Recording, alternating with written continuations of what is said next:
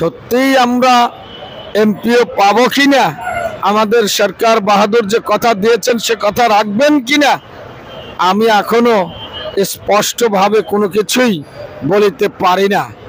বড় বেদনাময় জীবন, বড় কষ্টের জীবন, কি বলবো, বলার আর কিছু নেই। রাজপথে ভিক্ষুকের ন্যায় অসহায় জীবনের স্বপ্ন দেখেছিলাম, চিত্র নয়, কাব্য নয়, মানুষ গড়ার জন্য চাই দক্ষ কারিগর।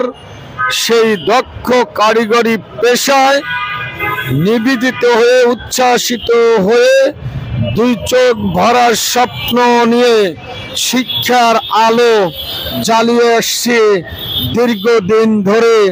কিন্তু আমরা আমাদের অধিকার বঞ্চিত, বেতন ভাতাহীন, রাষ্ট্রের কাছে থেকে আমরা কোনো পারিশ্রমিক পাই না।